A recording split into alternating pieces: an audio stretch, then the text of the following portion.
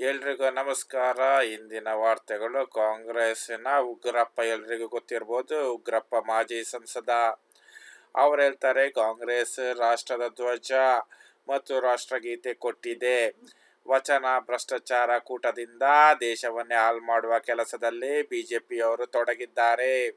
ರಾಷ್ಟ್ರ ರಕ್ಷಣೆ ಹಾಗೂ ರಾಷ್ಟ್ರ ಪ್ರೇಮ ಕಾಂಗ್ರೆಸ್ ಆದರೆ ಭಾರತೀಯ ಜನತಾ ಪಾರ್ಟಿ ಪಕ್ಷದ ಯಾವೊಬ್ಬ ವ್ಯಕ್ತಿಯೂ ಕೂಡ ತ್ಯಾಗ ಬಲಿದಾನ ಮಹತ್ವ ಗೊತ್ತಿಲ್ಲ ಎಂದು ಮಾಜಿ ಸಂಸದ ಉಗ್ರಪ್ಪ ಹರಿಹಾಯ್ದಿದ್ದಾರೆ. ದೇಶದಲ್ಲಿ NDA ಮತ್ತು ಕಾಂಗ್ರೆಸ್ಸಿನ ಪರವಾಗಿ ಗಾಳಿ ಬೀಸುತ್ತಿದೆ ಮತ್ತು ಕರ್ನಾಟಕದಲ್ಲೇ 20ಕ್ಕೂ ಹೆಚ್ಚು ಸ್ಥಾನ ಗೆಲ್ಲುತ್ತದೆ ಎಂದು ಉಗ್ರಪ್ಪ ಅವರು ಹೇಳಿದ್ದಾರೆ. 28 ಸೀಟಿನಲ್ಲಿ ಕಾಂಗ್ರೆಸ್ನವರು ಕೇವಲ 20ಕ್ಕಿಂತ ಜಾಸ್ತಿ ಅಂತ ಹೇಳಿದ್ದಾರೆ. ನೋಡುವ ಗೊತ್ತಾಗ್ತದೆ. ಯಾಕಂದರೆ ಜೂನ್ 4ರಂದು ರಿಸಲ್ಟ್ ಅಲ್ಲ.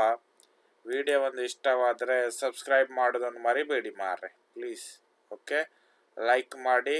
ಏನಾದರೂ ತಪ್ಪು ಕೂಡ ಆದರೆ ಒಂದು ಕಮೆಂಟ್ ಕೂಡ ಮಾಡಿ ಮಾರ್ರೆ, ಪ್ಲೀಸ್ ಮಾರ್ರೆ. ಎಂಥದ್ದು ಮಾರ್ರೆ.